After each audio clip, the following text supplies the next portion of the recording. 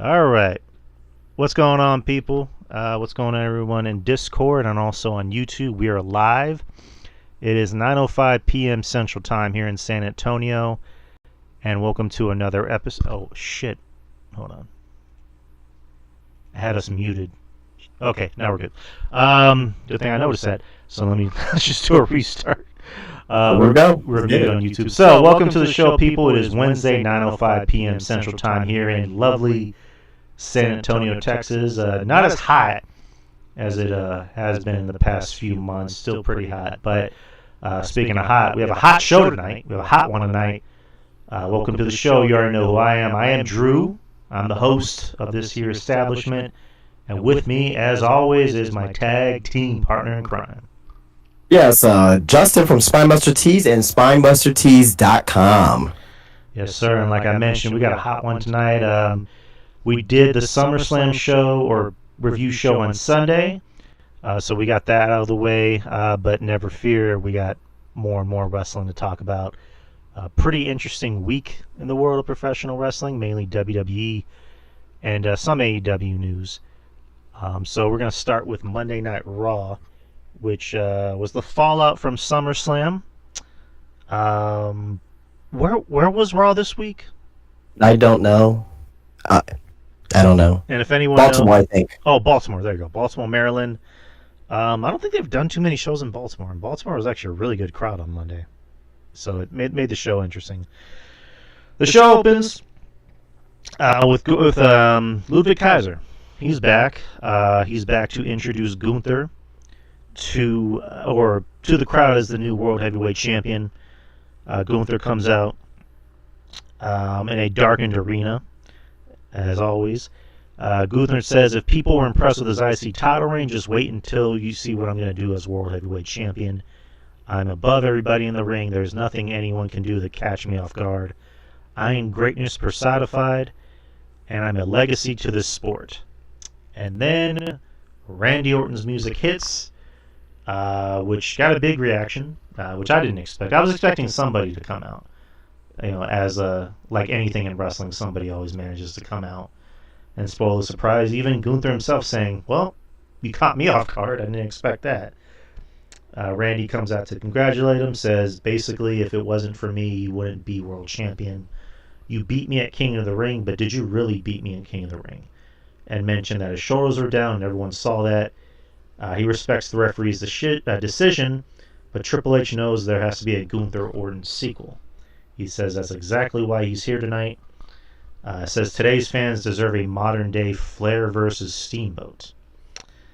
Gunther tells Randy pretty much, oh, we lost Justin. Where did you go?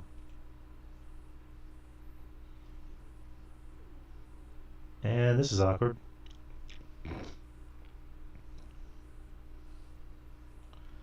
Alright, let me just kind of continue a little bit. Fans start chanting RKO, blah, blah, blah. Alright. Where did he go? Hope he didn't have any internet problems. Sorry, people. Give me 1 second.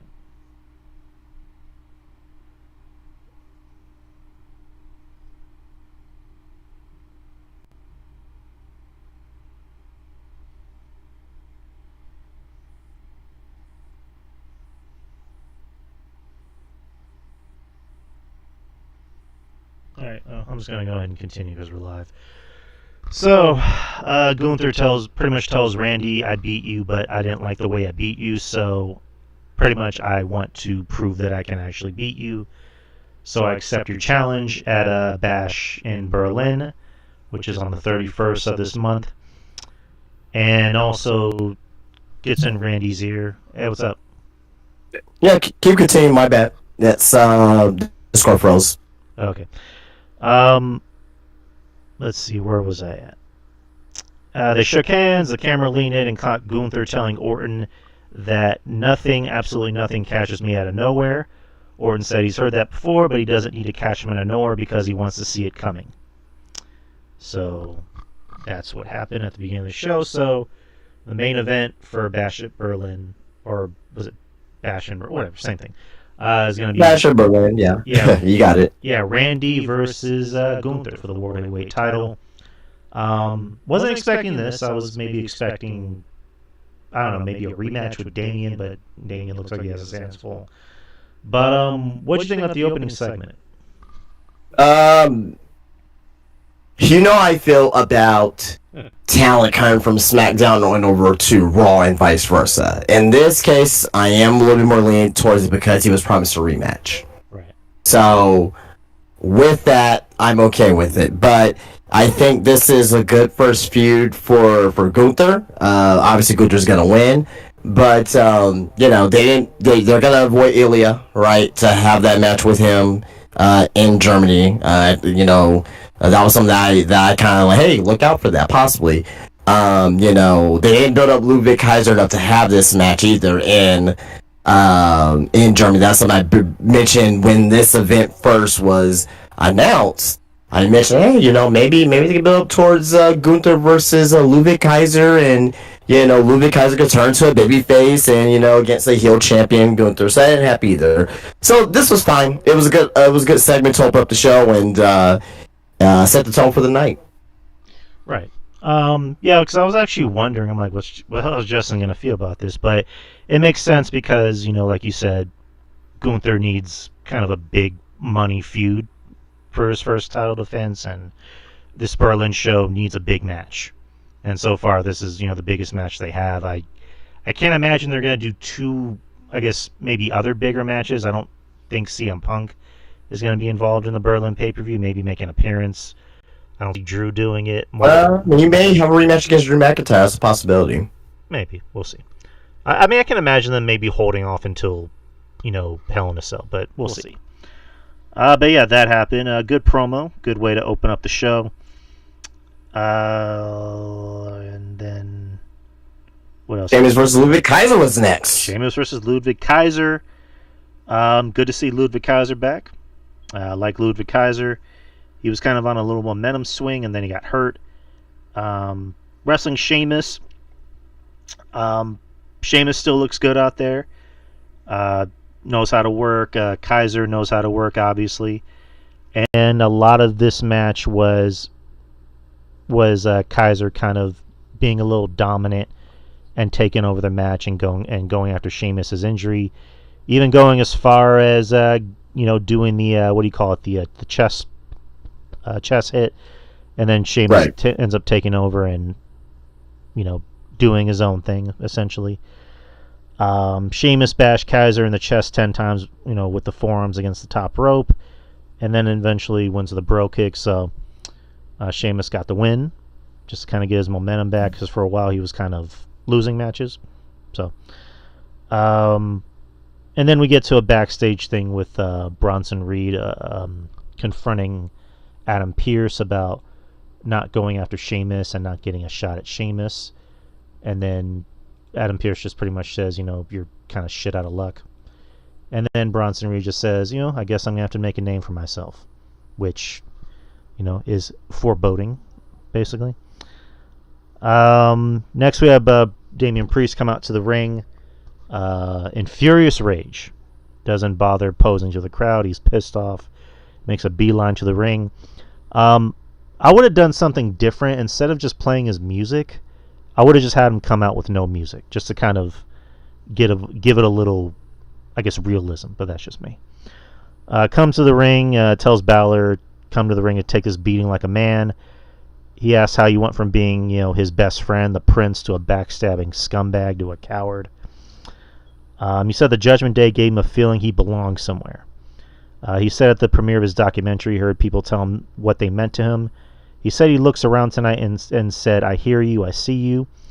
He realizes his family got a whole lot bigger. Let me introduce you to my family, he told Balor as he pointed to the fans. So, people aren't convinced Damian is a face. He's a full-fledged babyface right now. So he's referring to the fans as his family. Balor said he took the title from all of them, and he made him feel like he let down his family. He told Balor that when he is suffering, he should know he is the reason for his pain. He threw down the mic. Balor appeared on the big screen and said that Priest brought this all on himself. And then he brought up a year ago at SummerSlam, when it was Balor and Seth, and then there was that infamous shot of Damien, pretty much staring daggers into Balor with that, that meme face that we all know very famously. He said he betrayed the Judgment Day. He said they weren't supposed to be a team without a leader. All equals, but when Priest became champion, that all changed. He said after the show in the car, Priest told him it was time to man up in an attempt to console him. After last year in SummerSlam, he said he waited a year, but he screwed him and his family. He said he's just a loser from the streets, and he's not going to let him fight, or he's not going to fight him. He said J.D. McDonough will fight him later tonight, but he's going to have to wait until he feels safe and comfortable, until you've almost forgotten about me. And he said he'll be there to stab him in the back again and again. And then he introduced his new Judgment Day team, which was, essentially the same team, including Liv and Carlito. And Carlito wasn't officially in Judgment Day until now, so I'm happy for Carlito. That was kind of what I was worried about. What are they going to do with Carlito? But so yeah, that was a good segment. Felt more personal, and now we got this new feud to look forward to with Finn and Damien. What were your overall thoughts on the promo with Damien and Finn? it was very, very good. It moved the storyline forward. Damian Priest, it seems like he is gained over as a babyface as of right now. We'll see. I hope that lasts as long as it is. That should. But Finn Balor, got on the Titantron there and said, I'm gonna attack you when you least expect it, when you're, but you're gonna be facing against JD tonight. So I like it. And moves the story along perfectly. So good stuff. Yeah, I'm digging it. And then next you had Lyra Valkyria versus Shayna Baszler, which wasn't a terrible match, but it was what it was. It ended in DQ after Damage Control got involved. So that's setting up, I guess, more of a story.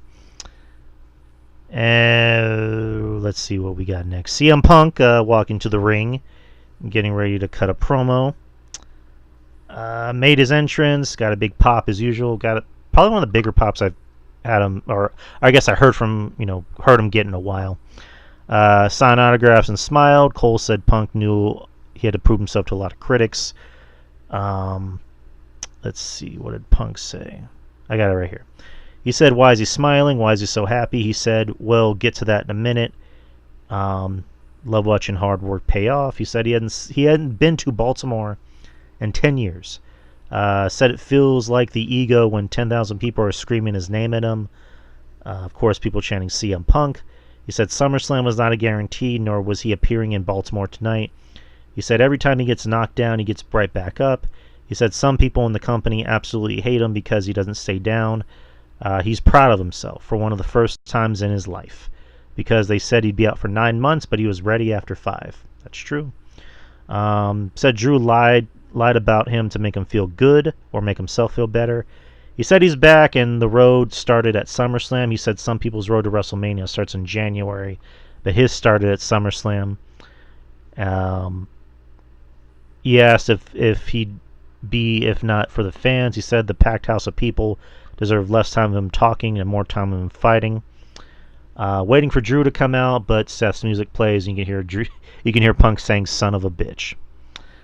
Seth walked out looking more serious than he was in a while, wearing a fringed leather outfit. In my head, I was thinking like he looks like a cowboy, basically.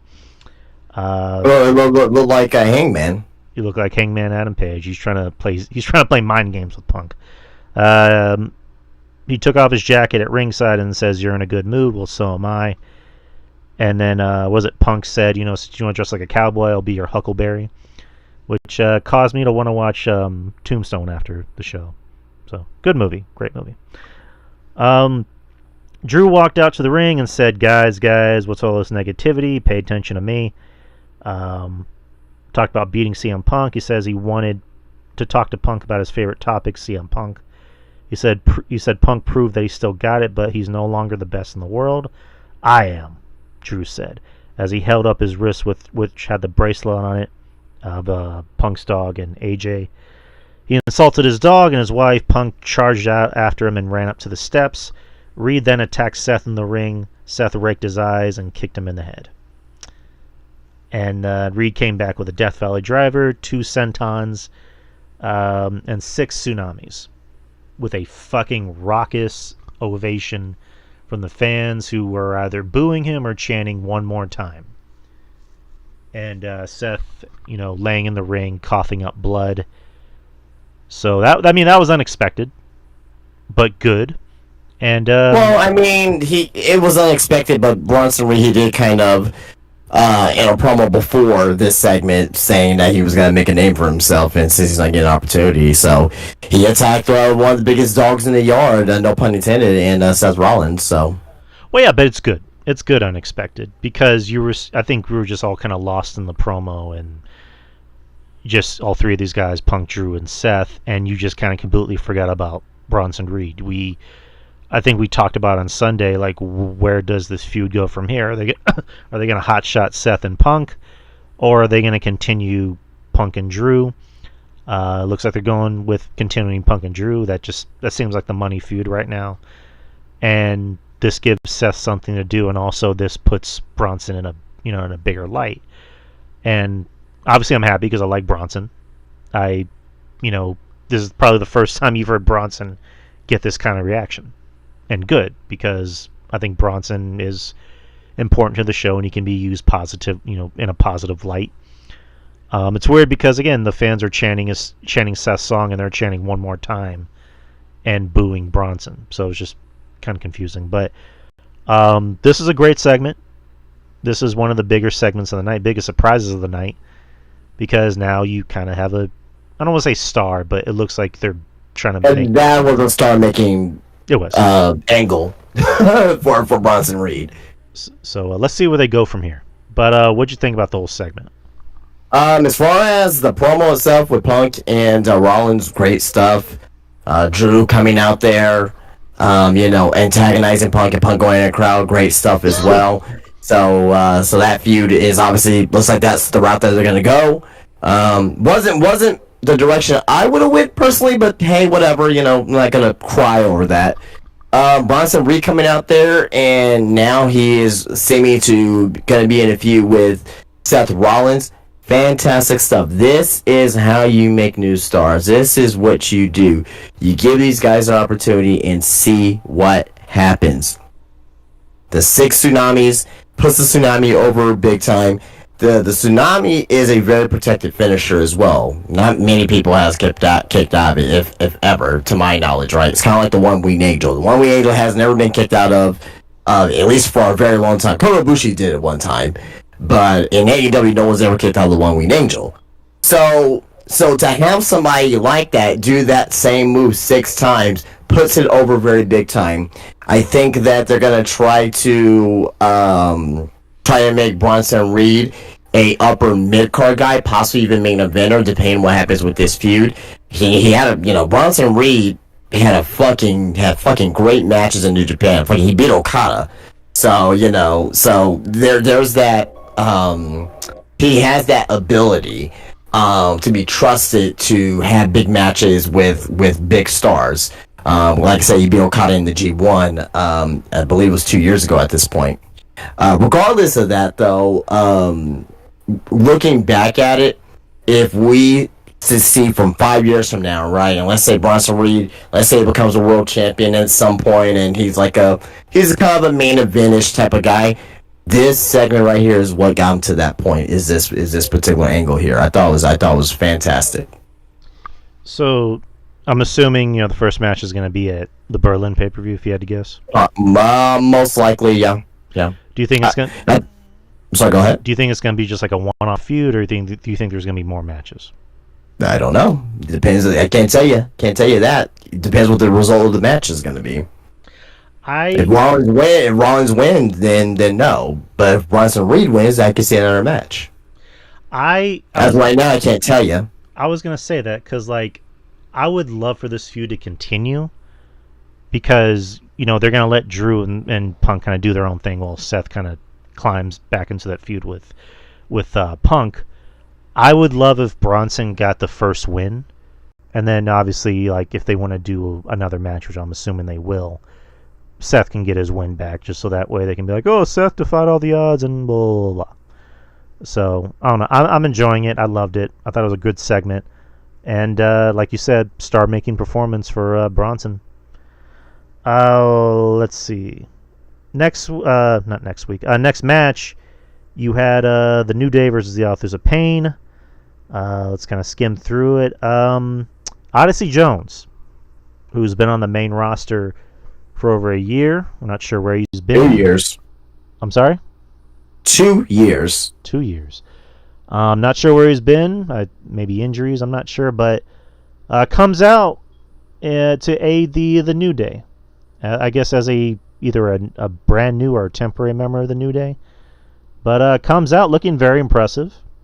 Didn't really botch anything to my knowledge. Takes out everybody. Takes out the Authors of Pain. Takes out Cross. So now the New Day has a new member. One thing. Is it official?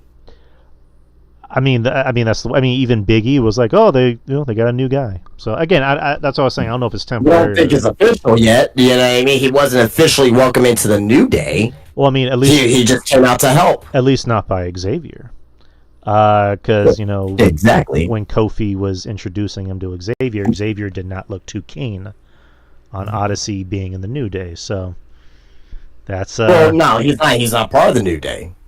Well, helping, aiding, whatever. He helped Xavier Woods and Kofi Kingston. Doesn't make him part of the New Day, though. Not yet, at least. Not yet. Until it's official, until it's like, hey, we want to give you, we're going to put you on our New Day shirt, or something to that nature. Then we can say he's part of the New Day. But as right now, he just helped Kofi Kingston and Xavier because him and Kofi was trained together down the PC. All right, but that was a good debut for Odyssey on the main roster. It's kind of been a long time coming. Well, I mean, we cannot skip. And I'm surprised you skipped this. He picked up both Authors of Pain and did a side slam. Mm-hmm. Oh, like that's like unreal. Fucking the AOP, they're not small men. Oh no, they're definitely nowhere near the least. I don't even think Julius Creed. So we gotta make sure that we do mention that. I don't even think Julius Creed can do that, and Julius Creed's a beast. Like Odyssey Jones, like Jesus Christ, like that guy's impressive. That guy is really freaking impressive, and I'm glad to see him on the main roster. I'm glad to see him getting attention. I like this move. If he does become part of the New Day officially, I like that move for sure. Because he gives Big E type vibes. Probably not as polished as Big E in ring, as of not yet at least, right? But he does have that Big E type of, not necessarily personality per se, but like he has that vibe. Right. Definitely a very likable guy, especially in promos, interviews, and whatnot. But again, I like how in the Triple H era of things, like everybody kind of has their own story, not just the main event guys. Like the New Day, they're still a commodity to the company. They still add something, up, down, down, add something to the show, gives them clicks, views, and they still sell merch. So I'm interested to see where this is going. I don't know about Xavier. I know he's going to get mad, maybe even turn on Kofi, but like him being a heel, I don't know. But then again, that'll be a bad decision for him if he does that. I'm not saying like he's actually making a decision. It's creative as making a decision, but I wouldn't like that decision if Xavier officially turns heel. That's what it seems like, the direction that they're going in. But maybe they can come to their senses and like have Aussie win him over in some fashion. Or you never know. Maybe Aussie Jones and Xavier turn on Kofi. That could be a possibility too. So just throwing it out there. Yeah, and we'll get to NXT a little later. But yeah, good to see Odyssey back. Very impressive debut. Let's see what happened next. JD McDonough had a pre-recorded promo that was pretty decent. Next, and then we had Austin Theory and Grayson Waller versus R-Truth and Miz, and that it went the way it did. Theory and Waller got the win. Well, are we gonna say how Theory and Waller got to Raw? So okay, so on Sunday, SummerSlam, Miz was the host of SummerSlam, and then he brought in R-Truth. And then Theory and Grayson Waller interrupted and talked a little bit of shit. And then Jelly Roll came in and chokeslammed Austin Theory, and that's what happened. So Adam Pearce and Nick Aldis worked out a deal to bring in A-Town Down Under on Raw to have I guess a grudge match against Awesome Truth on right. Raw. So that's how that came about. But yeah, Theory and Waller got the win. Theory eventually realized Theory eventually pinned R-Truth when he didn't realize Theory was a legal man. He landed the A-Town Down Under for the win. So there we go. What do we got next? Braun Breaker interview. Pretty much just says he said his name is bolted on the belt now, and there isn't a man on the planet tough enough to take his name off of it. So, question. So, do you think... Okay, how do you feel about the Braun Breaker name? I feel, we were a little low there. How do you feel about the name Braun Breaker? Like, are you cool with it, or you would prefer it to be maybe Steiner? He's been Braun Breaker for almost 3 years. I'm well over him being Steiner. It doesn't matter to me at this point. It's fine. I don't know. I would prefer for him to just be Bronson Steiner. Like, Braun Breaker sounds too 80s to me. I think, I don't know, to me, I think the reason why they call him Braun Breaker is so they didn't have to acknowledge him as a Steiner, which is crazy because he looks and acts and talks like a Steiner. Nothing to do with that. It has nothing to do with that. It's copyright. All these name changes, Walter to Gunther, Punishment Martinez to Damian Priest, Prince Devitt, it's with copyright. WWE wants to own everything. They want to own everything.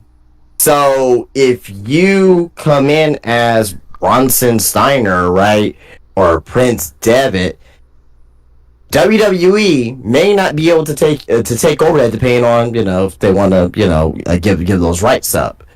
So this is all about money. This has, it can do something with the name change, but really, at the end of the day, it really has nothing to do with, you're Bronson Steiner, we don't like that, we're just going to change it to, Braun Breaker. Like, no, it has to do with money and copyright and merchandise and all that stuff. It's a lot bigger than just a name change.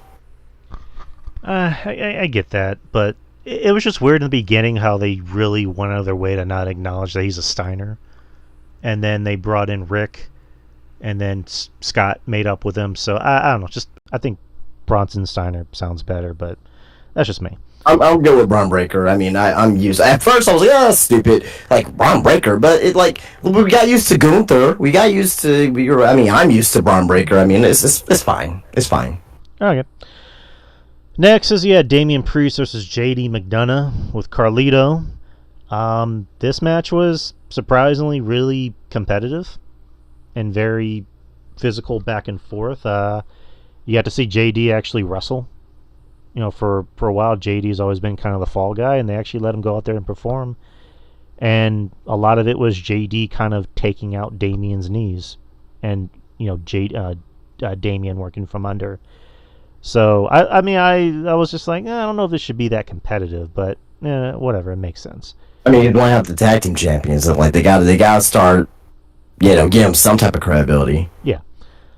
And then during the match and in disqualification, when Judgment Day came out, Dom and Carlito, Damian takes out both of them, and then Finn attacks him from behind, promising him you're never gonna see it coming. Liv comes in to kind of throw in some kicks at Damian. Damian looks like he's going to take out Dom, and then Liv gets in his face, and then they kick him and attack him. Rhea Ripley comes out and chases Liv and Dom Dom gets chased out first.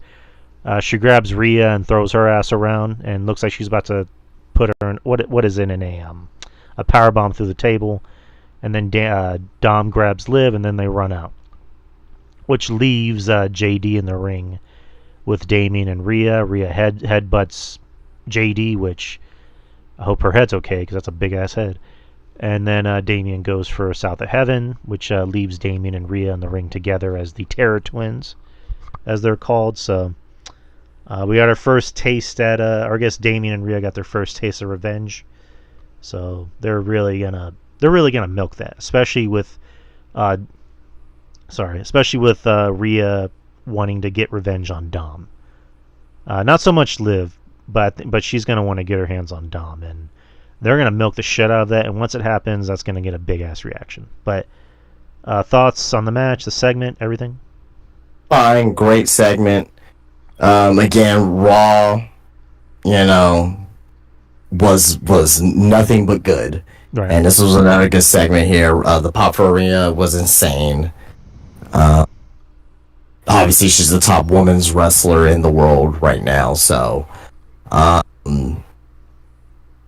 gonna bring this up. I don't know if it's going to happen. It's most likely not going to happen. That's probably what I should say. Do you think that they will actually do a Rhea versus Dom match? I never thought about that, but I think they should. Now, this is where I say I don't think it's going to happen. How do you give Dom offense and not make it seem like it's, a man abusing a woman? it's a legitimate question. No, I know what you mean. Like, wow, I think a lot of the match is going to be Dom pretending that he's sorry, and then I don't know. Like that's going to be tough because at the end of the day, you don't want to make Dom look like a complete bitch, because they're still invested in Dom, and he's going to be something for this company in the future. But I guess you can do maybe like a handicap intergender match where it's Dom and Liv versus Rhea. Where I wouldn't like that. Why not? Why would it be 2-on-1? Like, it's still two people versus one person. That puts Rhea at a huge disadvantage. Then if she ends up being Liv and Dominic, that makes them look fucking weak as shit. Okay. You can't do that. But yeah, Rhea and Dom. Like, you can... That's obviously going to be a short match, because it's going to be a lot of Rhea. It will have to be. Yeah, it's going to be It will have to be Rhea dominating Dom. Yeah, I was going to say, like, it's going to be Rhea beating the shit out of Dom. Let me kind of throw this idea out there. So since they're going to Netflix, and they're going to be maybe a little bit mature, you can do something where Dom accidentally hits her. Do you think they can hold 4 months of that off to get that match? I think they could, honestly. Like, Dom accidentally hits her, and then Rhea just has this look on her face like, huh? And Dom's like, 5 months, not 4 months, 5 months. Like, Dom's like, I'm almost half a year. Dom's like, I'm so sorry, mommy. And then Rhea goes, I'm not your fucking mommy. And then puts him in a riptide. Like, you can do that. Like, that'll be fucking huge. You can do that, like, at Royal Rumble or something. Like, that'd be pretty awesome. But, yeah, I mean, good idea there. I think I wasn't even thinking about that, and that'd be really cool. Like, the big chase is Dom getting his ass whooped by Rhea. So, I love it. It's good storytelling. Next, you had Sonya Deville versus Io Sky. Io Sky won. Ilya Dragunov and Sami Zayn talking. Jey Uso talking to Sami, trying to get him to smile a little bit. Sami says, losing my Intercontinental title kind of stings a little bit. And then next week it's going to be a rematch with Sami and Braun Breaker. So we got that to look forward to. And then Seth apparently has internal bleeding after running tests. So really, I couldn't tell from the blood coming out of his mouth. That's catsup. Now we're getting to the main event pretty soon. So the Gable and the Creeds are walking to the ring. They now have a new name. They're called American Made, not American Males. American Made. Yeah, that's Sky Riggs and Buck Bagwell. American males, American males, American males. That'd be cool. They said that they're sending the Freak Show Wyatts back to whatever swamp they crawled out of. They come out. The Wyatt Six come out to make their debut. No longer the lone piano key. It's now not Seth. Bray's old theme, which is Shatter, yeah. What's Code Orange? That's the name of the band. Shatter. They come out. Pretty emotional entrance. For obvious reasons. You see the Sister Abigail, rocking chair with the whatchamacallit, the lantern. There you go. And Bo takes the lantern out, and now we have the match, which is Eric Rowan, Joe Gacy, and Dexter Lumis. They take off their masks, and it's a six-man. We begin the six-man, and it's pretty fun. Very fun match so far. I felt there was a point in the match where the crowd maybe kind of wasn't as loud as I expected them to be, but they kind of picked it right back up. I thought they were into it the whole time. Well, for like maybe a minute, or it was just like. I mean, if you're gonna count, 5% of the match. I mean, No. The other 95% was they were into it. No. I'm not trying to say the crowd was out of the match. I'm saying like for a minute, that's what it kind of came off as. But I'm not saying the match was bad. I actually liked the match. I enjoyed the match. The crowd obviously liked the match. Maybe it was the volume of my TV. I don't know. That's neither here nor there. We'll forget about that. But yeah, this is a fun match overall. A lot of it was making Chad's new stable look good. I mean, you weren't just going to go out there and have a job match. Like, that's just crazy to think about. But the American Made got their licks in, but eventually the Wyatt Six pulls it out, and they got their win. And I'll say this because I mean we gotta give Dexter Lumis looked great in this match. I thought he worked very well in this match. Yes. Joe Gacy with the spots, that we've seen in NXT before, and Eric Rowan is there as a crafty veteran, controlling the match, looking very good. The Creeds look great. Gable's always good as well. So I thought all six men worked very well here. In this match, I think American Made is gonna end up being a good trios.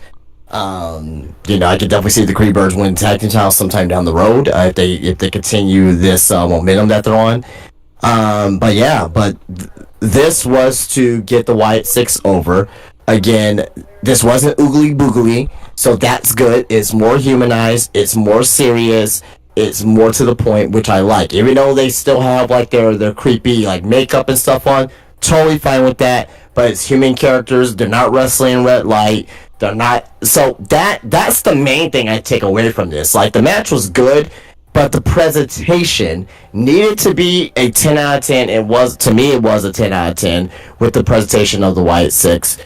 We gotta see where this goes from here now, because you can't just feud with like random 2s or 3s. What's their purpose? Are they trying to get tag team titles? Is both guys going after the Intercontinental title or the World title? They need to have a purpose other than just being the oogly boogly scare show.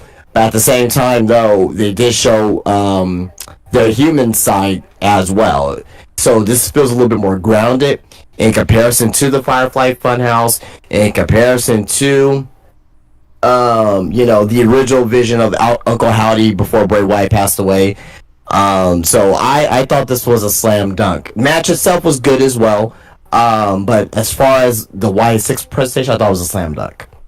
No, agreed. It kind of like you just said, there wasn't any oogly boogly. They just went out there and had a match, a good wrestling match. And yeah, not Damian Priest, Dexter Lumis. I'm happy for him, because that's a guy who I've always been high on. Like, that's a guy who always had a really good look to him. And for whatever reason, they gave him the gimmick where he doesn't talk, even though he was getting over and he was good for comedy bits. But that was a guy, I'm like, I looked at his work in TNA as Sam Shaw, and he was really talented. He could talk. He was being the stalker to Christy Hemme, and which obviously they can't do today. I mean, maybe they could when they start going to Netflix, but like, yeah, I'm happy for Dexter Lumis. He hasn't skipped a beat. Joe Gacy, I've always been kind of hot and cold on him, but I thought he looked pretty good out there as well. And yeah, I was gonna call him Redbeard, but Rowan, like you said, being that veteran presence, kind of calling traffic in the ring. And I'm happy for Chad Gable. I'm happy for the Creeds that they got like a prime time main event spot on Raw, and all 6 gentlemen did a great job. And the show ends with the White 6 in the ring celebrating, and afterwards you saw fan footage of them celebrating and having an emotional moment with each other. So good main event, good debut. Where exactly do they go from here? We don't know. But good Raw, really good Raw, and yeah, Baltimore is a pretty good wrestling city. So we should I will say this: this was the best Raw that of the Triple H era. Agreed. I From start to finish, everything I thought was at least good to fantastic. So very, very, very, very, very, very damn good show. Yeah, this is how you do a Raw, people. All right, so that was Monday Night Raw. We're gonna go to NXT, night 2 of the Great American Bash. The show opens with Pete Dunne versus Trick Williams. This is an okay match. Really nothing to kind of ride home about. A lot of it being that I think I pitched this where to begin this feud, I think Pete Dunne needs to win the first match because they clearly love Trick Williams. I like Trick Williams too. I really thought they hot-shotted his world title run. In my opinion, I think there was kind of a reason behind that because Mella was leaving and Ilya was leaving, so Trick is the hot guy now, and he's still over. I mean, people love his theme. People chant "Whoop that Trick." He's capable of having good wrestling matches, but there's still a lot of greenness there. So bringing in a guy like Pete Dunne that knows how to work and put people over and make people look great in the ring, this works out for Trick. So him winning, I thought was interesting, but I'm fine with it. I'm fine with him winning because it makes sense for the feud and also for Trick. And Trick, as our friend Jeff Lippman pointed out when we were doing our NXT review show, Trick, for a while was kind of boring for the most part. It just didn't really seem like he had a lot of fire in him. Now it looks like he has more of a fire in him because he wants to get back to that world title spot. So, but yeah, I was fine with the outcome. What'd you think? Fine match. Pete Dunne, he needed this win more because of the heel turn and also as well, him feuding with Sheamus on Raw. So, Pete Dunne, he needs that a little bit more nurturing right now. Trick Williams is gonna be fine. He's gonna be fine. Nice. Oh yeah, he'll definitely be fine. On his way out, Dunne called his shot for an NXT championship, but Trick attacked him in the back, starting a brawl. So there we go. While that's happening, Hank and Tank are holding a Great American Bash party in the back, which involved plenty of skits. Which I don't know. I get why they had to do that, but I think it kind of took me out of the show a little bit. But I mean, some of them were funny. Some of them are kind of like this seems very hand-fisted in. There was one spot where Lola Vice and Sol Ruka and I forget the other girl's name power bombed BJ Ray through the table. The Good Brothers were in the party, and Mr. Stone and Stevie Turner were having a contest to see who can eat the most wings. So that happened. There was at one point, man, I was dying, man. Fucking Hank and Tank, they were both holding fucking one was, I think it was Hank holding 3 fucking hot dogs in his hand, just bare hot dogs, no butter or anything. I'm like, man, just having unprotected glizzies is fucking wild. Glizzies. Next match is for the Women's North American Championship. We have Kalani Jordan versus Tatum Paxley. I thought this was a really good match. I like Tatum a whole lot. I love Kalani a whole lot. I love both women. Obviously, this was used as a way to get Kalani over. I mean, she's still over, but someone like Tatum. His first champion, she needs to, she needs to have a very firm title reign for the first Women's North American Champion. Oh, agreed. And Tatum, the story being that Kalani didn't want to play with her. She didn't want to be her friend. So even when Tatum made her own doll, so now they're gonna have a match for the Women's North American Championship. And Tatum can obviously wrestle. I think she's very underrated in the ring. I don't think people really give her enough credit for how good she really is. She's still doing the, I guess, creepy, I guess, Daphne-ish esque type of gimmick, which is working for her. Because a lot of people can do that kind of gimmick, but I don't think a lot of people can pull it off as well as Daphne did. And also, obviously, Tatum is pulling it off because she's very likable. She has good facial dexterity to be the creepy girl. So during the match, Wendy Chu comes out to kind of like, I guess, distract both women. I still don't know what that's about. During the match, well, yeah, Wendy and Tatum, they may be a team of some sorts. Yeah, but I guess not to jump ahead, but Wendy attacked Tatum after the match, which was like okay. So I guess yeah. But anyhow, we'll see what it is. We'll see what it is. I don't know if it's like a mind game or maybe they feud against each other. I don't know. We'll have to wait and see. All right. During the match, Kalani, I guess, is working a hurt leg. So the whole point of it was like, can she do her finishing move? And like a moonsault. Her moonsault. And Tatum goes for her corkscrew. Corkscrew. Goes for a pin, gets a 2 count. Kalani goes to the top. Doesn't go for a split-legged moonsault, but she goes for a frog splash. Tatum, obviously a Van Damme fan, so goes for a frog splash. Gets the win, 1, 2, 3. Kalani is still the Women's North American Champion. Afterwards, Wendy takes out Tatum, so we have that. Really good match. Probably one of the better matches I've seen Tatum have in a while. Kalani continues to impress every time she goes out there and works. So they're gonna keep making her look like $1 million, and she's on her way over there. But what did you? Any thoughts on the match? Really good. You covered pretty much all, but Kalani's great. Tim's getting better as well. So I'm glad to see both these ladies get a little bit of a primetime spot on NXT on a Tuesday night to showcase their abilities. Yes, sir.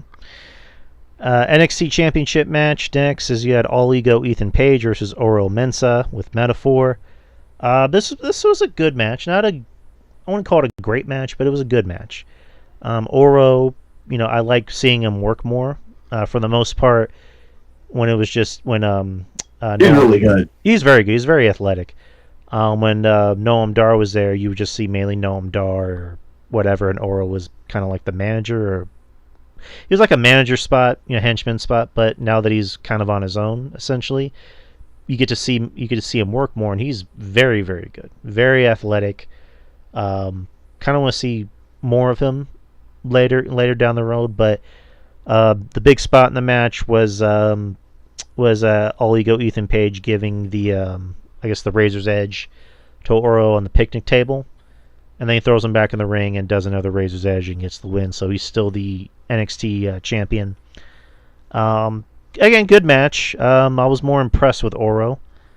They put the title on Ego for a reason, just I guess to get more clicks, more views, and also you're heading into a new network. Which, by the way, news regarding that. So, as we all know, NXT will debut on the CW network on October the 1st.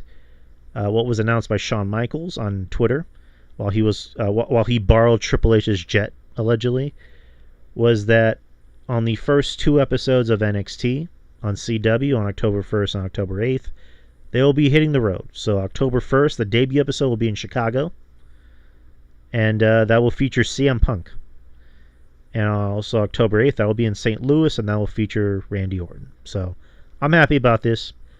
I've always said, Growing up, and mind you as well, like, not a lot of people are really putting two and two together, but they are going up against, I believe, they're going up against AEW one of those nights. I forget. I think it's the October 1st show. yeah, probably. Oh yeah, of course. I believe it's October 1st. Is either October 1st or the 8th that they're going up against AEW. So it's going to be very interesting. They're going to be in Chicago. CM Punk's going to be there. I'll just say this. Just let the fucking tribalism begin. Oh. And I mean, because it's going to be rampant. People are going to be like, oh, NXT's going to be like better ratings than AEW. Or, oh, AEW's going to kill NXT. Like, guys, enjoy it. Just enjoy it. Like, no need to pick sides and all that shit. Everyone's making money. Everyone's having a good time.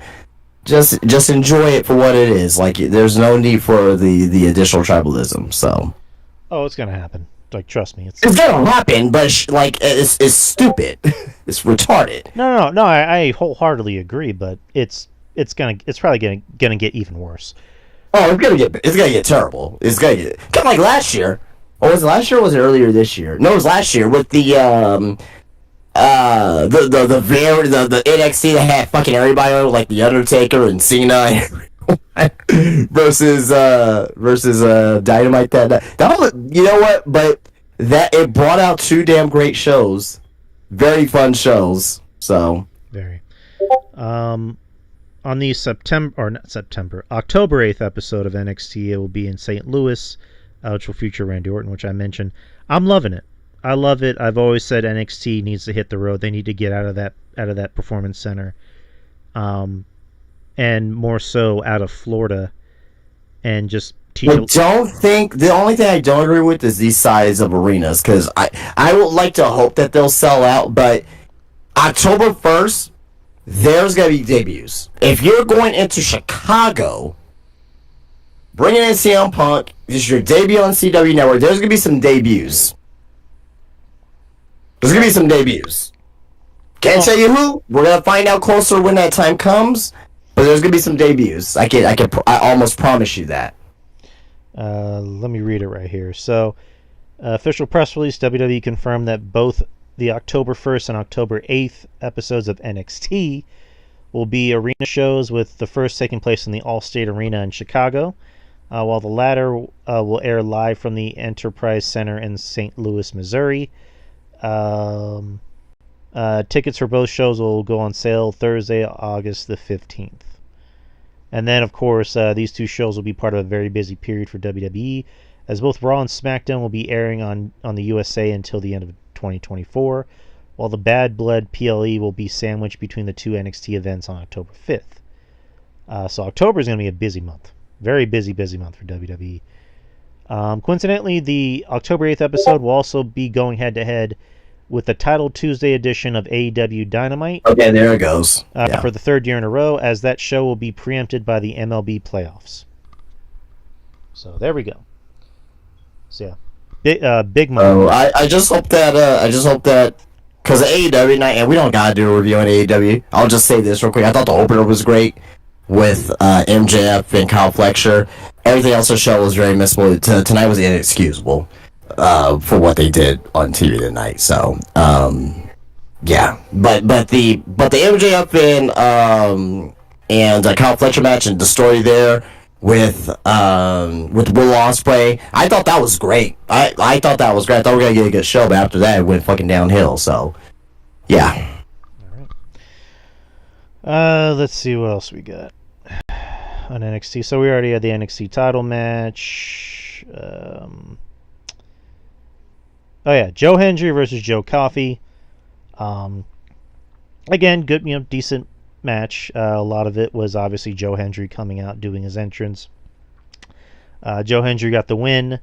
Afterwards, Booker T even starts throwing his hands in the air, like he's even. Is that an issue?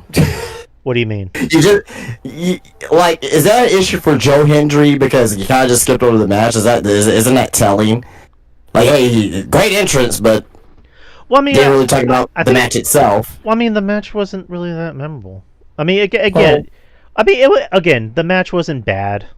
It was just a wrestling match. It was basically just a navigation to get Joe Hendry over.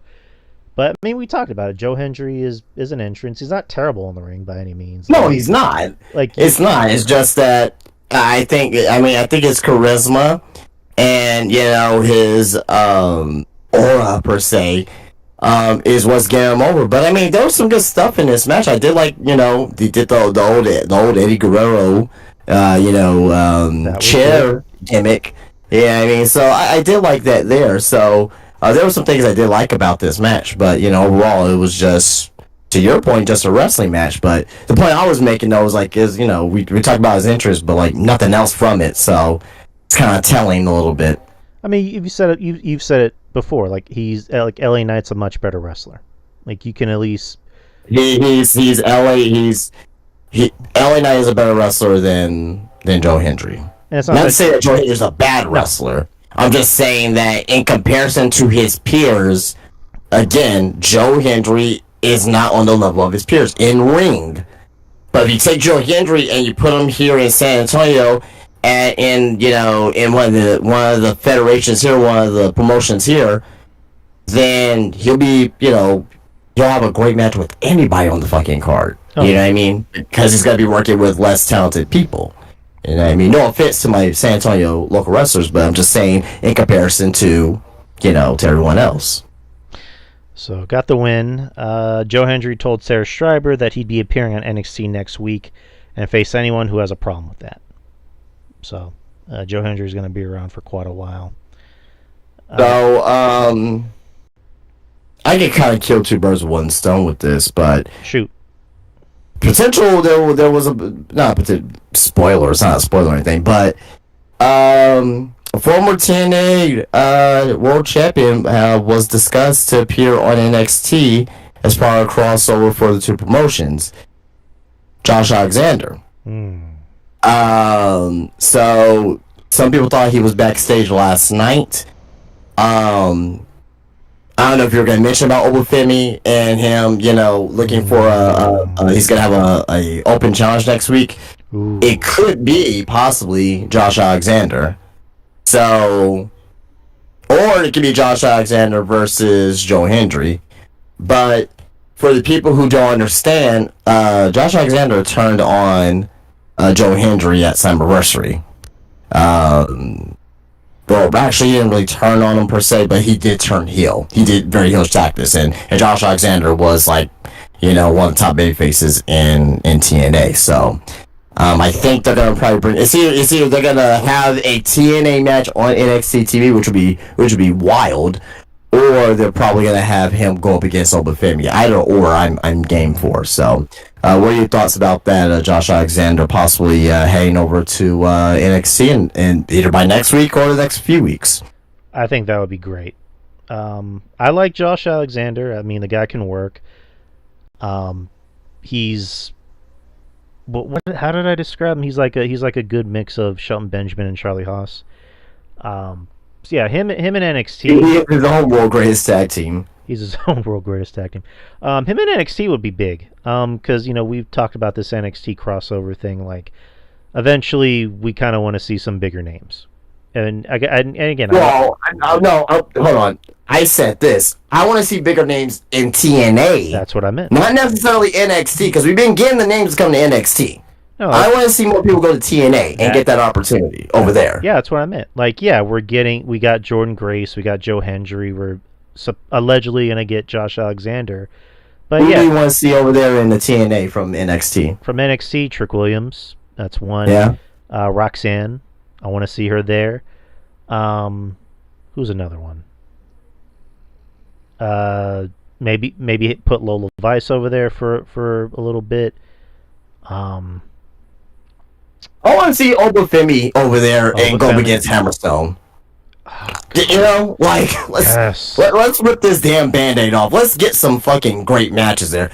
I want to see Axiom and Frazier versus ABC. That's, what I mean? I want to see that shit. You know what I mean? Are we going to get there eventually? I think so. I want to see, I want to see Moose versus Trick Williams down over there in TNA. I want to see TNA get more of a benefit too, as well with this. They're getting people. They're getting people over there like Charlie Dempsey. Charlie Dempsey's been all over the place. He's been a great hand all over the place, and he's been on XTV, for a while now. Tatum Paxley. You know what I mean? So we're getting names over there. Tavion Heights, but I want to see bigger names go over to TNA. Not to say that I'm going to be watching TNA every week, but if they're there on a segment and if it's a big match, if it's for a big pay-per-view, yeah, I'll definitely check it out for sure. And then, of course, they've been teasing AJ Styles making an appearance in TNA. So, yeah, I don't want to say this seems one-sided, because obviously it's not, because they're sending talent back and forth, but eventually they do need to start sending bigger names on NXT to TNA just to kind of make it feel like it's not one-sided. So that's just me. But again, I'm loving the crossover so far. It's creating some good matchups, and again, just this Triple H era of things. Not just with TNA, but Bloodsport, GCW, GCW, yeah. Which is it's still surreal hearing Corey Graves mention Bloodsport live on Raw.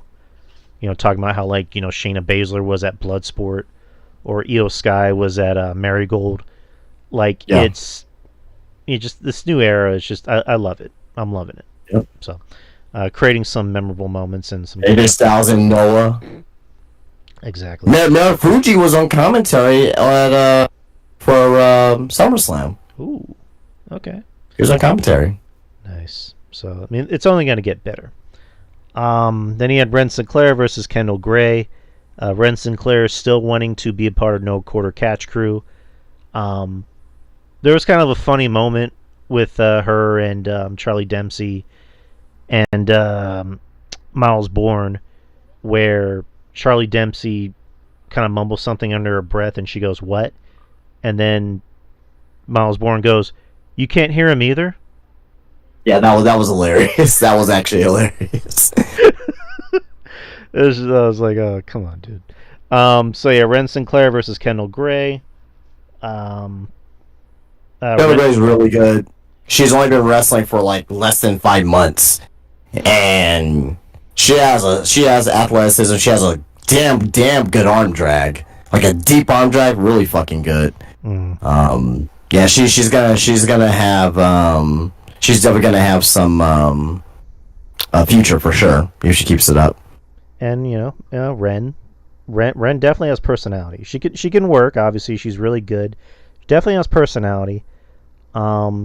She got the win, so she's now a member of No Quarter Catch Crew, and she earned Charlie Dempsey a Heritage Cup match for next week. So good for them. What do we got next? This segment aired for Javon Evans, so continuing to impress the shit out of people. I saw something that was kind of cool. So his mom, she made a Facebook post about him, and at first I didn't know who she was talking about. I'm like, that's Javon Evans' mom, and she just talked about him, growing up, how they struggled, and she couldn't even afford to buy. It was this kind of sad story about how she couldn't afford to even buy him a Lunchable, and he cried in the middle of the store, and they both cried, and now look at him now. He's 20 years old, and he's live on television, lighting up, arenas. So it was kind of a heartwarming story to hear that. Him and Shante Adonis, I watched a little bit earlier today, their speed match. Really good. Ashante the Adonis being the man whore of NXT, I think is funny.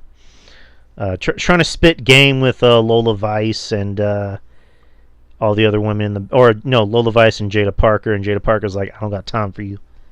So I like what Adonis is doing here. Oh yeah, great stuff. But yeah, you should definitely check out the match. Him and Javon Evans, they did on speed. I guess he posted it earlier today. It's really good, fun match. I'll check it out. Now we have to the main event of night 2, NXT Tag Team Championships. Nathan Frazier and Axiom versus MSK with Trey Miguel. This is a really good match. These two tag teams obviously know how to work. They're very fast-paced, high-speed, hard-hitting. Lots of good back-and-forth action in this match. The crowd digged it, as they all expected to. I dug it. I kind of, I think they kind of spoiled the ending of the match earlier with the Chase U segment where Ridge Holland apparently afforded them a new classroom, a bigger classroom, and was able to get them a rematch for the tag titles for whoever wins tonight's match. But instead, it's not Duke Hudson. It's going to be Ridge and Andre Chase. So that kind of spoiled the ending of the match, even though I guess it was one of those things of like I figured they weren't going to put the title on another guy from another company. But I don't know. I guess it was just a way of kind of maybe to kind of create buzz with this whole partnership with NXT and TNA. But anywho, the match was still fun. I loved it because I like both teams. I obviously love the Rascals and MSK. I love seeing them back together. Axiom and Nathan Frazier I think are criminally underrated. They're two guys I don't think get enough credit, especially Frazier. Frazier's just really friggin' fast. He's unbelievable. He's so fucking good. I've never seen anyone as fast as him. Like, he is really good. Still pissed off that they changed his name, but gotta get over that eventually. Probably not anytime soon. But Frazier and Axiom get the win. Afterwards, all three men, or I guess five men technically, shake hands. Trey Miguel in tears. Afterwards, they kind of like milk out the rest of the moment of Nash Carter consoling Wes, and you see Trey crying on the other end of the ring. I'm thinking, oh shit, something's gonna happen. And then lo and behold, Wesley super kicks Trey. Nash Carter's yelling at him, saying, that's your brother, what are you doing? And then Wesley kicks him in the balls and then proceeds to take out both men. The crowd mad. The crowd chanting, why, Wes, why? And then calling him an a-hole. I didn't expect that. Did not expect that. Didn't see that coming. I'm happy with it because I like Wes. For a while, Wes was maybe getting a little stale. Kind of doing the same. Really? Well, not in ring wise. Not in ring wise. Hear me out. Well, no, I know what you mean, like character wise, but yeah. Wesley is a great wrestler, but as far as character wise, he was kind of getting a little stale. Hear me out.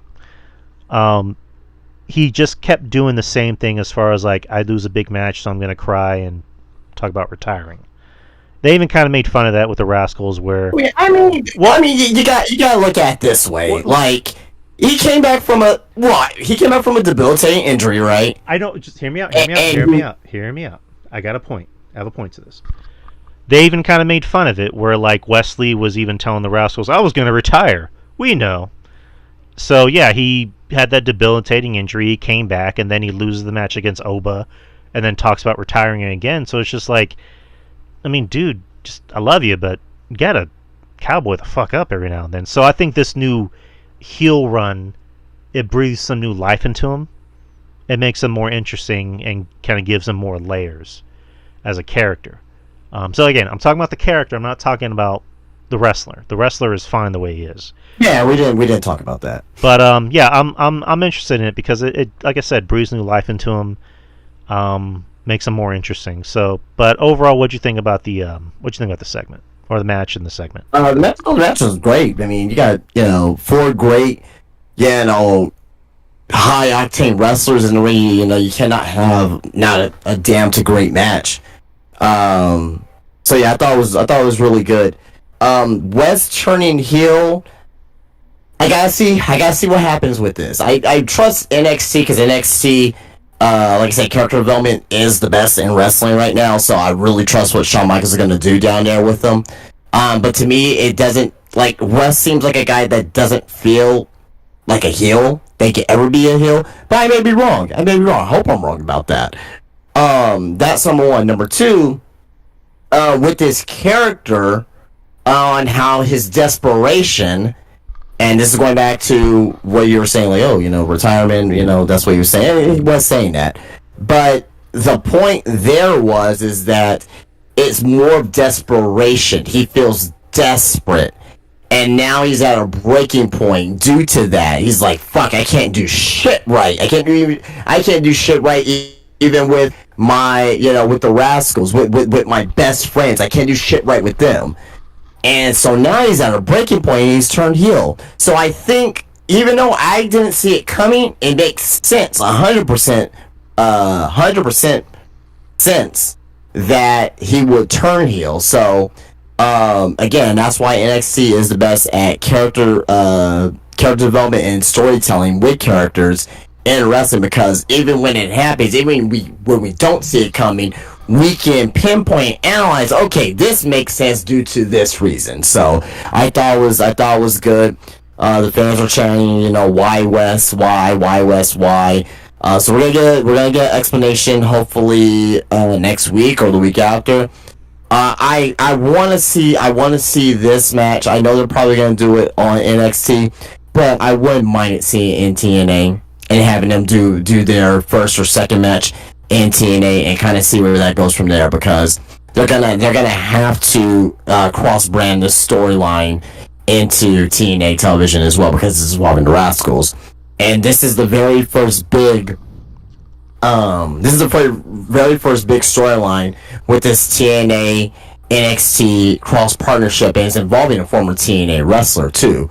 So I really think that this is going to be a big opportunity for not only NXT but TNA as well, to possibly, I'm not saying this is going to happen for sure, but to possibly get more people who's going to be invested in the storyline, to get more people to go over there and watch TNA and see the next steps in the storyline. So I think this is perfect. I think this is perfect, and I can't wait to see what happens next. Yeah, agreed. So that was night 2 of Great American Bash. Now we just have left is some news. So let's talk about something that kind of broke over last week that we didn't really get a chance to talk about. So this is definitely a lot of hearsay. I'm not trying to say it's true. It's just allegedly hearsay. The situation between Britt Baker and MJF. Let's see the story going on about it. According to, what the hell is the name? Fightful Select. I think it was Fightful Select that had this story. Fightful had it on another individual by the name of Ibu. Oh god, that guy's a fucking Ibu from Russell Purist again. Jesus fucking Christ, man. But this seems like the Fightful story. So according to Ibu. No, Ibu was the first one to break it. He was the first one to break it. Okay. I'm just talking about him as an AEW cockrider. Yeah. But he did break the story though, so there's credit there for sure. So he's one of those people. Baker was allegedly burying quote unquote MJF and Will Ospreay while in the women's locker room during their hour-long match on the episode, and Alicia Toot, who's MJF's girlfriend, let Friedman know via text message. Russell Purist confirmed Ospreay was the first person to confront Baker and ask her why she was starting issues backstage. Ospreay confronted her, asked her about it. Britt Baker went off on Alicia Tout. Ibu explained Britt Baker. Is it a toot or a tout? A toot, a tout. I think you just went from a toot to a tout. I don't know. I just say. I think I say a toot. I think I say a toot. A toot. Anyway, a toot, a tout, a tit, whatever. Tit for tat. Tit for tat. Britt Baker called Alicia by multiple accounts a stupid fucking bitch because Alicia informed MJF that Britt Baker was berating him, talking crap about Max and Ospreay. Russell Purist was able to confirm that MJF did punch a wall and go into the women's locker room, but according to multiple sources, MJF was not suspended due to the context of the events. MJF reportedly did not hit the wall in front of Baker, but walked far down the hallway where no one was there to hit the wall. As for MJF entering the women's locker room, Russell Purist claimed he knocked, asked to enter, and was allowed in. The reason why he was not suspended is because HR had all the details and the information and the footage, and they looked it all over and said, okay, you're not in the wrong here, and you're just coming to defense of your fiance. So fiance, not girlfriend. As for Baker's suspension, Meltzer noted it was either 1 or 2 weeks. Ibu confirmed that Baker is still set to challenge Mercedes Moné for the TBS Championship at All In. Another story. And Britt Baker was on AEW tonight, so there's that. There's another story that apparently involved Will Washington, who the story was that he tried to give her, I guess, creative input about something, and she told him, "Go fuck yourself." So there's that. Yeah, just another story coming out of the AEW. What's new? From the way it sounded, MJF wasn't really in the wrong.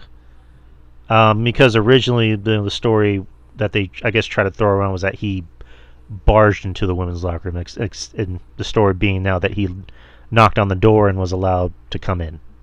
So I guess that's, I guess that's a better story. And then instead of punching a wall in the women's locker room, he went all the way down to the corner where no one was at and punched the wall. So, yeah, obviously, allegedly, from the way the story is, Britt was obviously in the wrong. Which, again, these stories still don't paint Britt in a good light. I mean, for dating back to the Thunder Rosa stories, which we don't need to get to. She did come out on Twitter, and she had it was like a quote or something like that, saying that it's funny when rumors are not about you are not true, or something to that extent. So. Which then also, that and her and Adam Cole apparently breaking up. Adam Cole announced that he's moving back. Isn't that true? Is that been confirmed? Well, he put on social media that he's moving back to Pittsburgh and he's moving out of Florida, but didn't mention that Britt is. Well, Britt Baker's from Pittsburgh. Well, no, they both live in Florida, but Adam Cole, I guess, it's weird. I thought Adam Cole was from Texas. That's what I read. But yeah, he put on social media, "I'm moving back to Pittsburgh.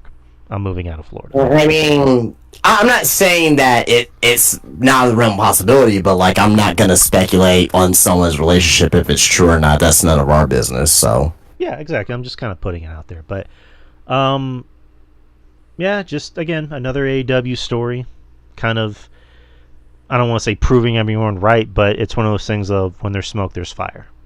But what are your thoughts on this whole situation? I mean, you just covered it yourself. As she said, we have no proof. We have no direct proof of what happened. This is not like all brawl out or brawl in with CM Punk. We have no proof exactly what happened. Do we know why that Britt Baker may have had an argument with Alicia too? It could have been because, from what I've heard, we don't know if it's true, due to the length of the match of MJF versus Will Ospreay, that hour-long match a couple weeks ago. You know what I mean? And she felt that, the TV time should be going a little bit more towards the women. If that's the case, I agree. If she feels that women deserves a little bit more opportunity, I totally agree, because a lot of times the women do not get another opportunity. Now, if she did call a tout a stupid fucking bitch, there's no need for that, right? And she's rightfully suspended. I think we should, commend, Tony Khan and team for putting their foot down in this particular situation and suspending her, because Tony Khan is, Britt Baker is Tony Khan's main woman, right? Or one of his main women. No, now it's probably Mercedes, but you get my point. But even at that too as well, it shows that there's improvement with AEW as far as taking care of business, as far as just disciplining their people. Now the other thing that they need to work on is for this shit not to fucking happen. So if it's still happening, then there's still some holes that need to be filled. But if this happened a year ago, what do you think would have happened? What do you think what Tony Khan would have done a year ago if Britt Baker and this situation happened? Not a damn thing. Right? No suspension, right? It'll just been news, and it just would have been nothing. So we gotta give credit where credit's due from this discipline committee on at least doing that. But again, it's he said, she said, right? Even though it's about Britt Baker, is Britt Baker just the type that is very passionate about women's wrestling and maybe getting a better spot. She probably is. But this is with her going the route that she went allegedly.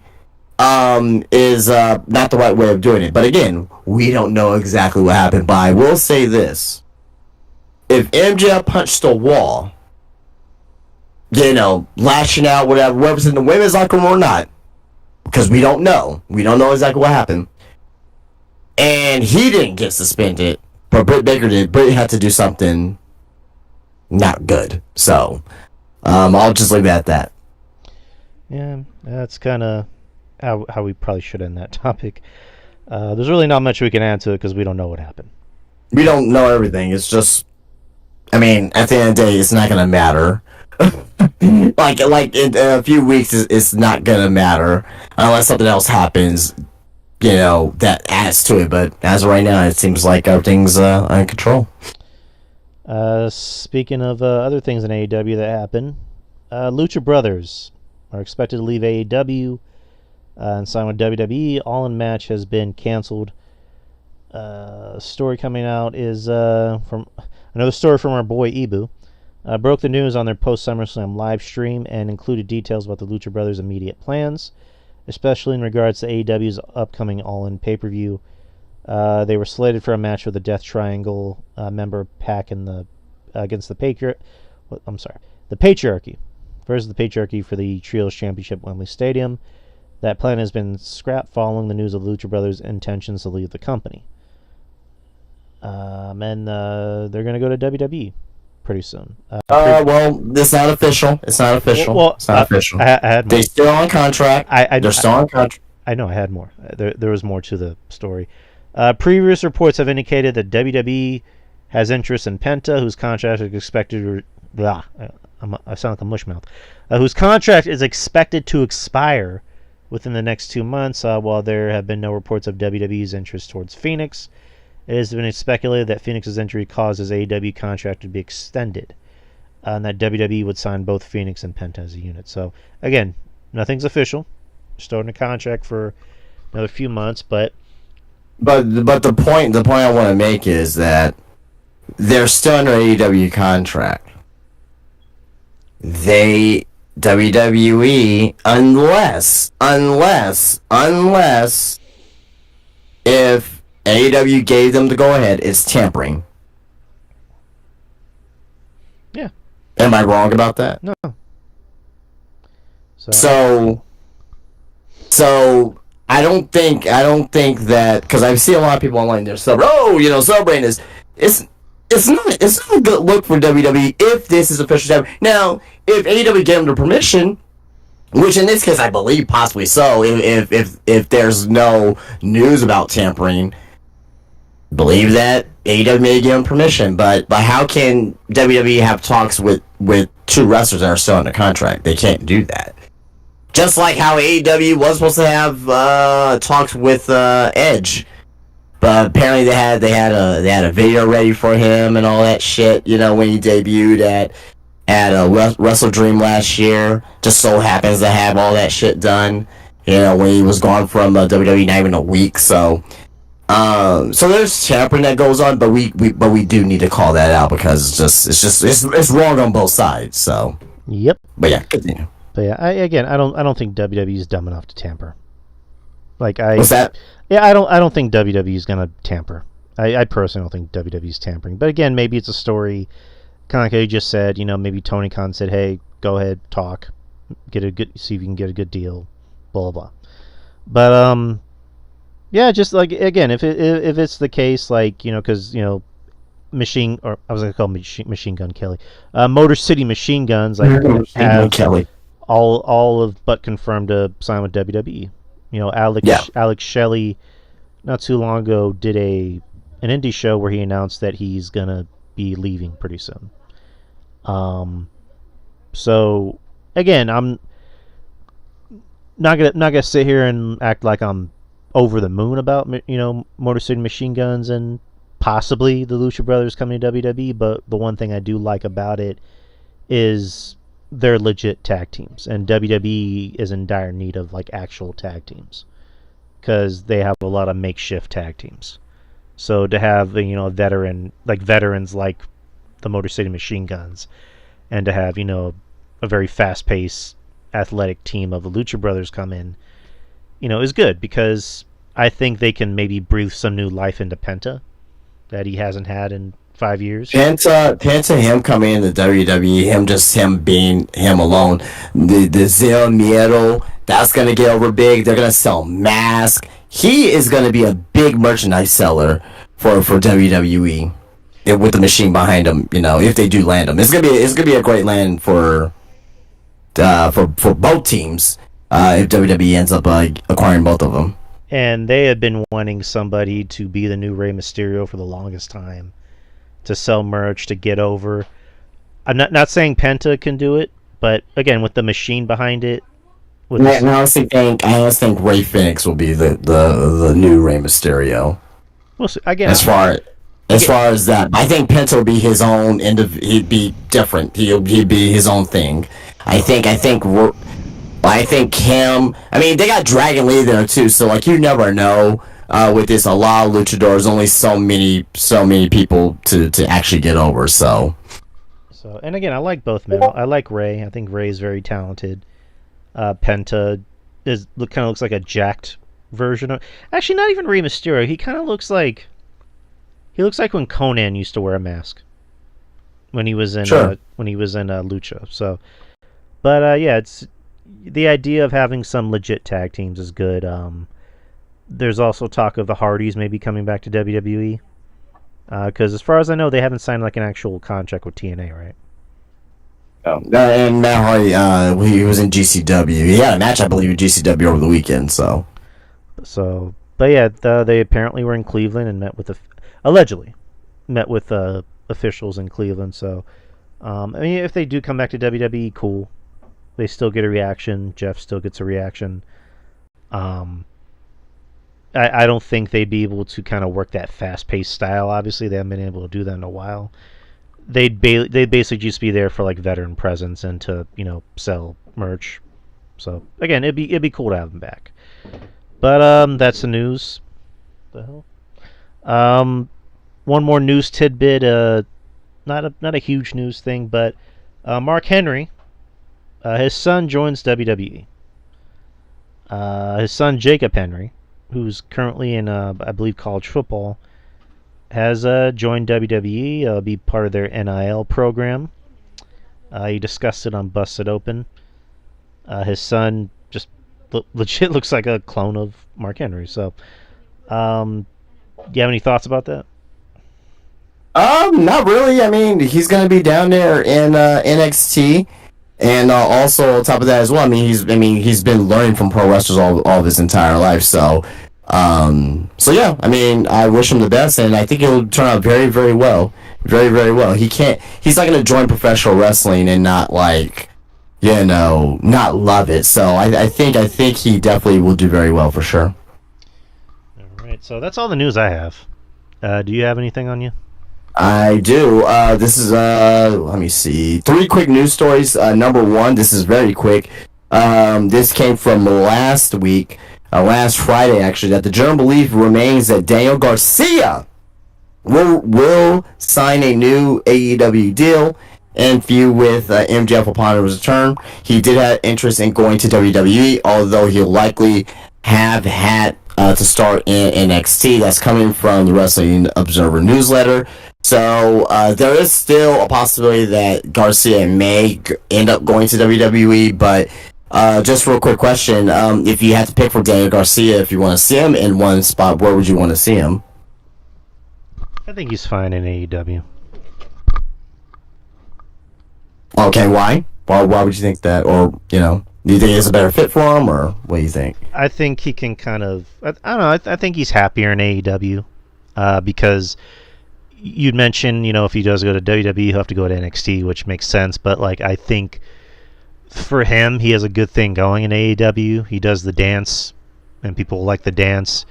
I'm not personally a Daniel Garcia fan, so I don't know. I think he's fine where he's at in AEW. Eventually, maybe he could go to WWE, but yeah, he's still pretty young. So, All right. Well, next here, did you catch Becky Lynch's biography on A&E? I have not. Okay. Well, at the end of it, she went to IG and she says it's been a hell of a career, and it says being the man for all of you was an honor. Being the mom for her is a privilege. Thanks for watching my bio on A&E TV from Becky Lynch. Um, Contrary to that, adding on to that, this came from Fightful Select 2 days ago on Monday, that Becky Lynch has not informed WWE that she has retired. No. She is not under a WWE contract and could retire without informing the company if she chose to. Although both parties believe that she'd be back in the company when the time is right, when her deal expire. Also, to add to that, this is something that I don't know when she did this exactly, but she did post a story that she did quickly delete. That she says one day soon, that she put a picture of Tony Storm.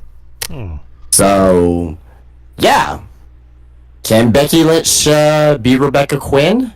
And the only way she'll be Rebecca Quinn to go against Tony Storm is in AEW. So, what are your thoughts? Do you think that Becky Lynch is retiring? Do you think that Becky Lynch is taking time off to come back to WWE? Do you think that she may end up in AEW? Do you think she may end up somewhere else? I think she's going back to WWE. That's just me. Like, when she goes back, she's gonna get paid a lot. She's gonna be the highest paid female in wrestling, like, of all time. Okay. Like, bigger than Trish, bigger than Ronda Rousey when she went to WWE. She's gonna get paid. She's not going to AEW. Becky, for whatever you want to say about her wrestling, her character, whatever, she's not dumb. I'm pretty sure she sees and hears what's going on in AEW and doesn't want shit to do with that. So she's gonna come back to WWE.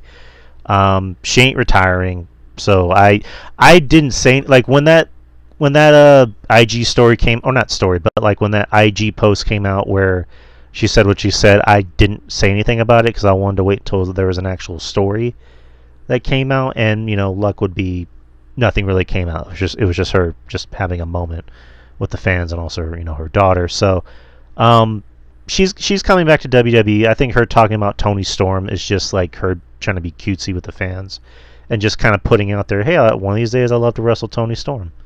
Maybe Tony Storm can come back to WWE. Do you not think that there's a chance for her to go to AEW?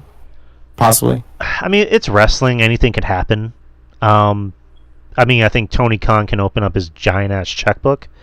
But, I mean, again, I don't know if you have any details on the current deal with AEW, but, I mean, can they even afford her right now with everything that's going on? That's the last story we're gonna get into, so we'll get to that. I think there is a chance. I mean, I don't know after today, but I think there is a chance for her to go to AEW because she wants more time with her daughter. And if all she has to do is be there one day out of the week, maybe 2 days on pay-per-views, and go home and be able to be with her daughter, and get paid the same amount of money that she would in WWE, who would not take that deal? Yeah, exactly. I mean, again, I never hold it against anyone to take big money.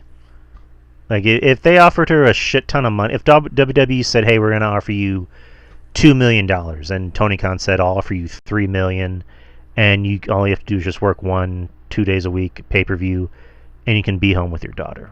And if she took it, I'm not going to be like, well, fuck Becky. I'll be like, hey, it's money. You're a mom. You're a wife. At the end of the day, what's more important?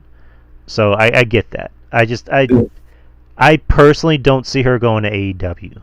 But then again, I didn't think Edge was going to leave WWE, and Edge is in AEW. So, I don't know. I will say this as well. Let me ask this question. If she goes back to WWE, what does she do? What else is left for her to do? I mean, there's an entire fucking group of young women coming out of NXT that she can work with. Okay. I mean, there's Tiffany Stratton, there's Lola Vice, there's Roxanne. She already had a program with Tiffany. But one of the best women's programs of last year. There's Kalani. There's fucking... I don't know. There's a lot of women that she can work with. Do you think that she wants to help build a division over there in AEW? Do you think that she has do you think that she wants to challenge herself and try to help build some of those women up over there? I mean, look how many other women tried to challenge it. I mean, you have the Mean Girls Club with Britt Baker, and then you have Mercedes there. So it's just like, what can she do? What can she do that other people tried to do and failed at? But Mercedes just got there, though. She hasn't really had that opportunity yet. I don't know. Just like, again, just the AEW women's division is just in such a disarray, and not just because of what's going on. Well, I get you. I agree with you, but I'm thinking from a standpoint of what Rebecca Quinn may want to do and what she's thinking. Right. I can't speak for her because she's a mom, and at the end of the day, your kids are always important. And if someone said, hey, we'll pay you more money, you can work less dates, you can be home with your kid, who am I to say boo to a goose? So at the end of the day, I just don't personally see it. But if it does happen, I'm not going to, be like, oh, gasp. I'm just going to be like, okay, well, she chose money. I can't fault her for that. All right. So moving on here, and last story I got, this came from last Thursday, actually. AEW and WBD's exclusive negotiating window has ended. This was last week. We didn't get any updates since. That's number one. Number two, this came out today. WBD, they had their earnings call today. And AEW was not discussed at all.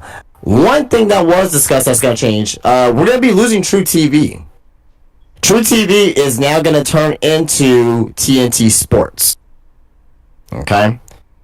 That's important because of TNT losing out on the NBA, and they want to try to make something with sports. So I don't know what's going to be shown. Maybe soccer, NASCAR.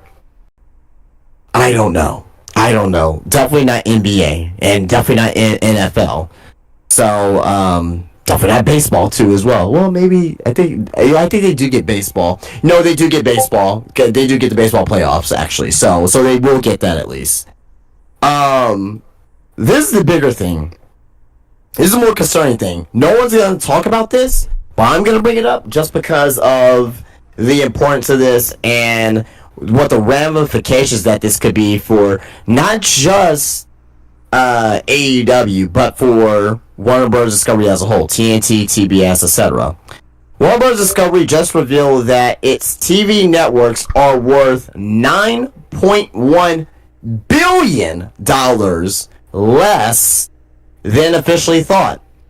This means that they have a net loss of $10 billion in quarter two of 2024. And that's coming from IndieWire. It's not good news. It's not good news for Warner Bros. Discovery. Now, I don't know if it's going to mean that lost network, but if they're down $10 billion, and if AEW officially does not have a contract as of yet, and Tony Khan did say, hold on, let me bring up his tweet that he put out earlier. He said, hold on, give me one second. I should have had that up. Damn it. Fuck me. But as I'm looking at, what are your quick thoughts about that so far? Quick thoughts. I mean, again, I don't want to speculate too much, but it's just it from the way you kind of made it sound, it doesn't sound too good.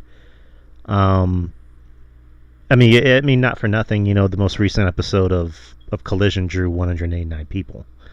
Like that's well, if we gotta be fair. We can't just say that they were not on their regular time slot. No.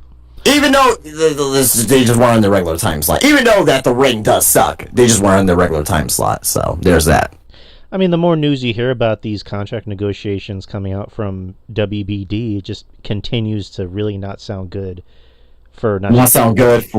Not Well, just for not just Dynamite. AEW. Well, fuck AEW. I'm talking about as a company as a whole. Well, Like, it doesn't sound good for the company no, in general. I was about to say that, not just for Dynamite, but also for AEW. Like, where do they go from here?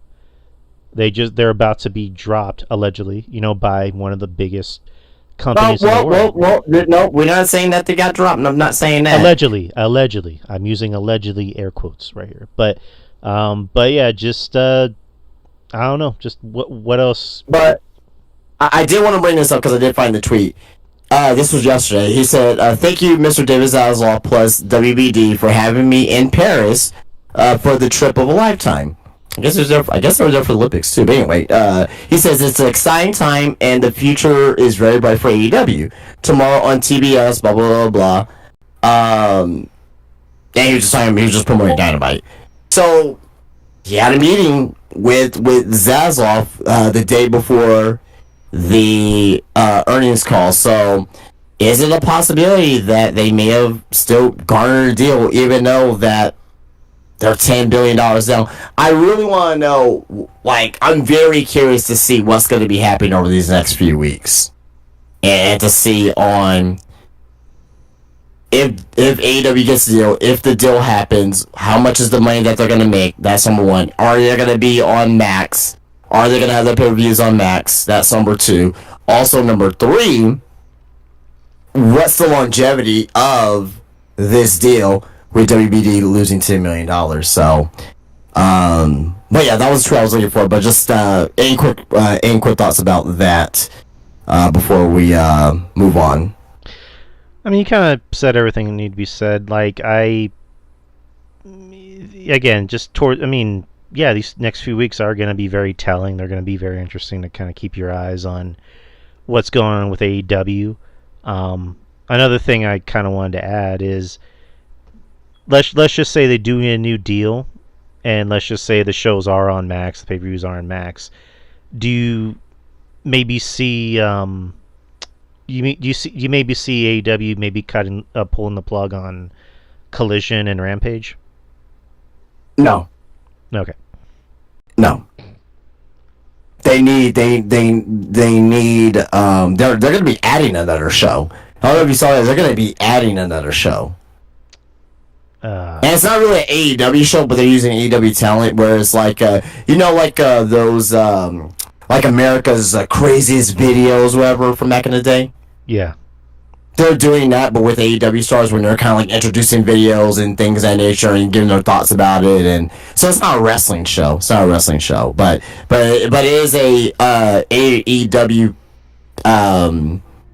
talent-ish show. If that makes sense. But last thing, and I'll be done with this here. Prediction: does AEW stay on WBD? If they do leave, where do you see them going? I'm just gonna say this. I'm not even saying this as a hater, but just kind of the way it looks, I don't think they're gonna stay on WBD. Where they go, that's tough, because like, where else could you go?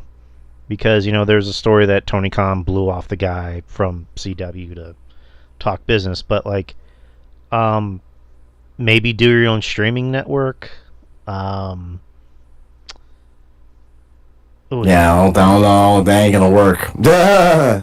I mean, again, where else could you go? Because WWE kind of like has, they pretty much have most of like the big networks now. So maybe could you go? I mean, not well. I was gonna say ESPN, but WWE's working with ESPN. Shit. Yeah, that's tough. Like, where could you go? Honestly, it's very limited. Very, very limited. Like, it's very much a monopoly, not just in wrestling, but in entertainment in general. So, I got nothing. I can't really think of anywhere they could go. I mean, like, I guess my best guess is maybe start streaming, but I don't think you're gonna. I mean, the only best way I can think of right now, I may be 100% wrong, is see if you can try to get an exclusive deal through like Kick or YouTube or even Twitch. Get money from that and charge. This is what I would do, and charge like a subscription. Have like the YouTube subscriptions or what, not subscriptions, but the what the fuck is it called? gosh, man, because Twitch has subscriptions, but it's like a YouTube subscription where you pay a monthly fee, and or you know what? This is what they could do. Actually, if you pay YouTube Premium, you get AEW broadcast for free. Then they'll still charge their regular pay per views for it to be on like regular pay per view and like Bleach Report app and all that shit. So Fight TV and all that. I think that could possibly work. I mean, production quality will go down obviously, but I think that they can still survive like that for sure. You could do. I don't know. I heard something about Twitch that apparently they're losing money. Dude, yeah, no, not Twitch. No, not Twitch. Twitch is in a rough spot right now. So I think if they go through the streaming route, I think YouTube would probably be the best. Like, you know, again, if they pay for the YouTube Premium, the YouTube Premium is like $15 now. You get AEW for free, right? Dynamite, Collision, all that shit, get that for free. And you just gotta pay for the pay-per-views as extra. So I think that could be a working model for them if they can get a contract with Google to get money for that. So yeah, there's that. But but I'm done. That's it. That's all the news. All right. So all right, people. That's pretty much everything we have. We went through all the news. We went through the shows. I was gonna ask you something. So, August 31st is the Berlin pay-per-view, and September 1st is the NXT pay-per-view in Denver, the No Mercy.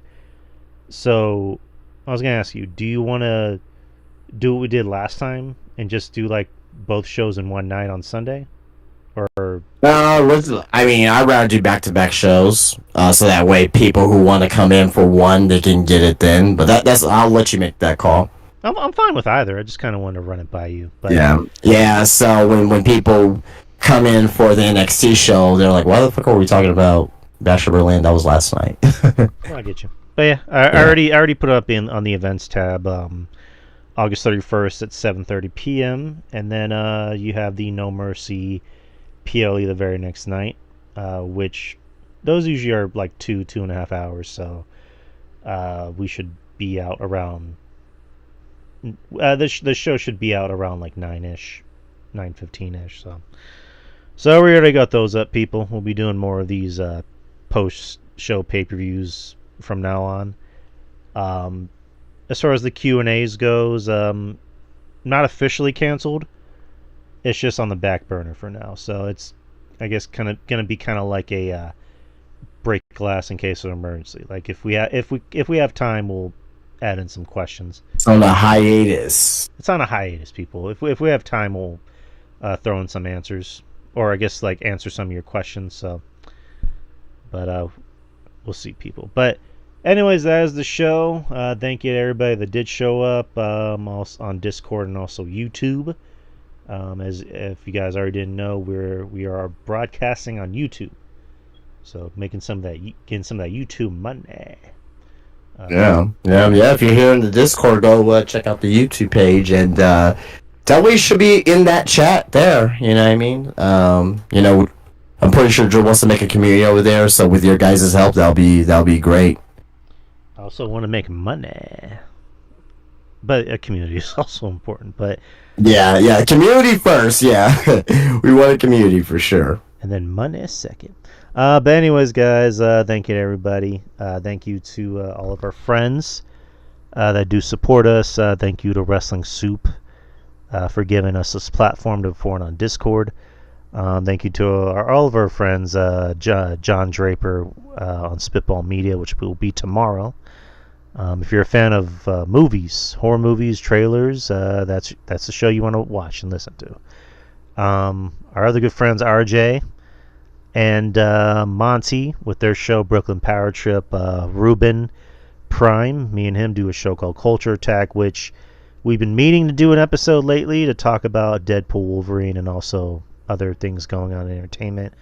But our schedules just don't seem to mesh. We're hopefully, fingers crossed, going to do an episode this Friday.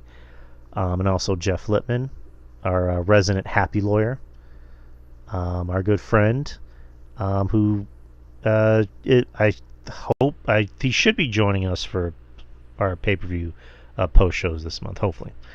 And then everybody else, Kevin Castle, good friends of ours, and yeah, that's it, people. Follow me on DY Experience on X and also Instagram, and find the show anywhere that podcasts are distributed, like Spotify and also the YouTube channel. Get those subscriptions up. But anyways, guys, enough about me. Justin, talk about you. Talk about Spinebuster Tees. Yeah, of course, Spinebuster Tees and SpinebusterTees.com. Go check out the red t-shirts, main designs I have on the website, including the Just Enjoy Wrestling t-shirt, the Vanilla Midget t-shirt, the Hardcore Wrestling t-shirt, the Weapons of Pro Wrestling t-shirt, the Match Types of Pro Wrestling t-shirt, the Money t-shirt, Rhea Ripley inspired. Yeah, all available on SpinebusterTees.com. You guys can also follow me on Spinebuster Tees on Instagram.